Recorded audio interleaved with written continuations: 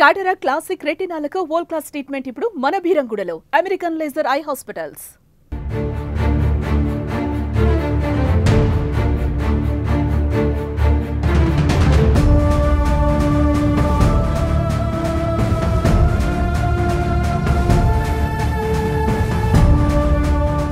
Doctor B R Ambedkar Konaseema జిల్లాలో పెను విషాదం చోటు చేసుకుంది. దీపావళి సామాన్లు పేలడంతో పీగన్నవరం నియోజకవర్గం అయినవేలి మండలం వెలసలో దిగ్భ్రాంతిలోనే పరిణామం చోటు చేసుకుంది. దీనికి సందర్భంగా ఒక ఇద్దరు వ్యక్తులు చనిపోవడం కూడా జరిగింది.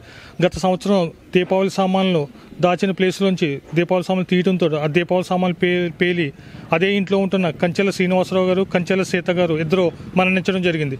పేలుడు దాడికి చుట్టుపక్కల ఉన్న ఇల్లు కూడా దెబ్బ తగలడం కూడా జరిగింది.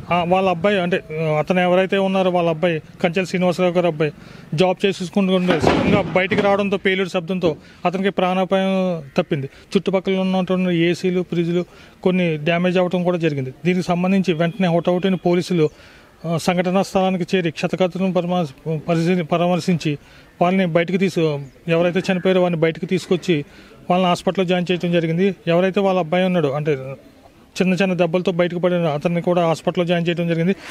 అతని పరిస్థితి అనుకూలంగానే ఉంది.